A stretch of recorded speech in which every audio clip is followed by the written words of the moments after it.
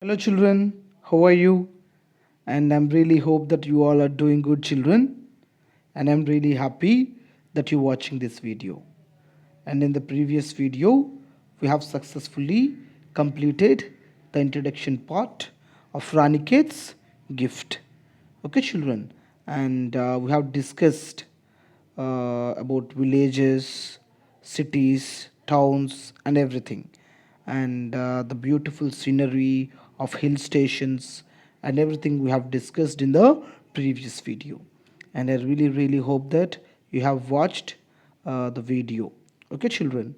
And as we discussed in the video, that Rudrani Ghosh spent a lot of time in her life in cities only, and after some time she vacated, and she went to a hill station called Ranikhet's, and she enjoyed a lot there.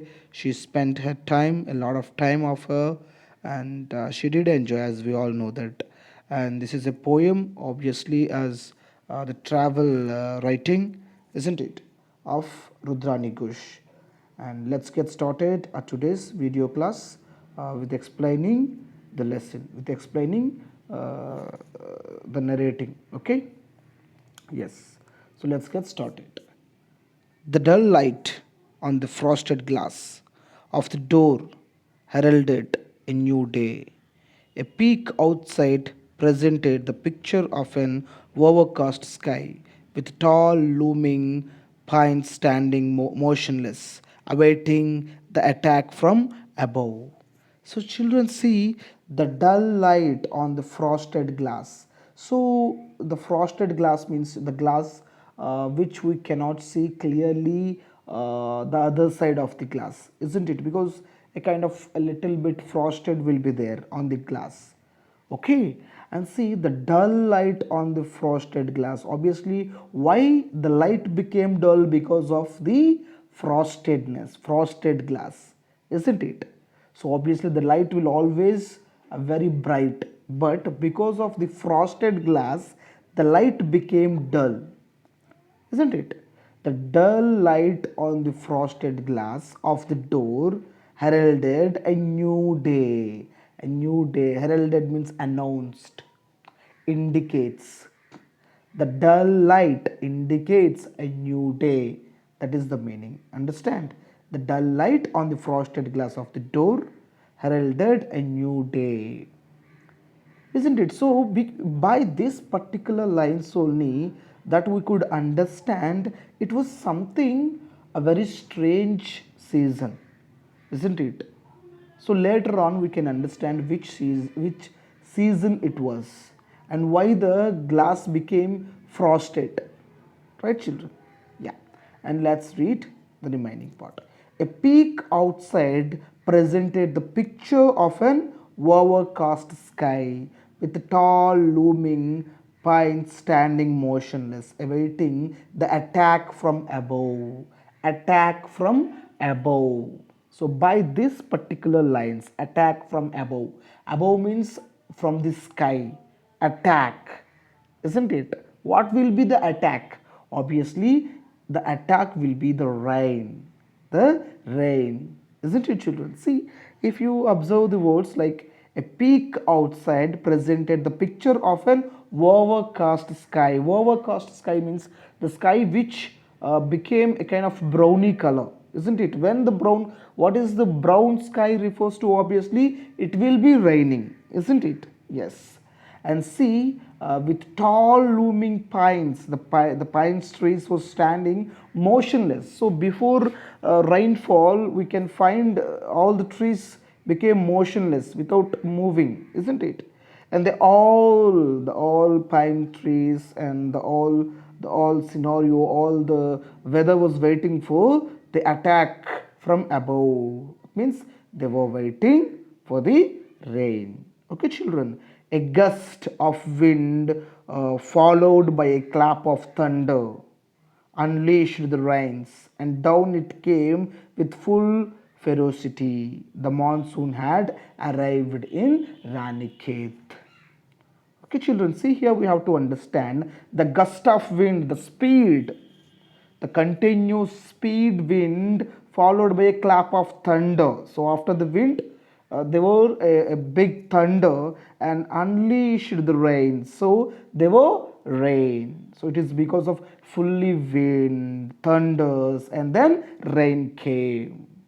And down it came with full ferocity, full speed, and full happiness and everything. It came to the down. Who? What is it? The rain. So that means obviously it was a monsoon season, a rainy season. Isn't it, children? The monsoon had arrived in Ranikhet. So the monsoon season had started. And I really hope that you have understood the first paragraph. Okay. And then it was a wonderful sight, the water gushing and gurgling down the slope, the trees swaying and the leaves dancing in myth to the accompaniment of the now roaring wind and the arterial din of the pounding rain on the tin roof of a bungalow. So here we have to understand the sounds, and the above, in the above paragraph, that we have understood the scenery and the weather and everything. But here the writer expressing, as the writer tells us about the sounds, the different and beautiful sounds of Ranikhet, beautiful sounds of the weather. It was a wonderful sight, the water gushing, the different sounds and gurgling down the slope, the trees swaying and the leaves dancing in myth to the accompaniment of now roaring wind and the arterial din of the pounding rain on the tin roof or bungalow. So here, see, understand, children.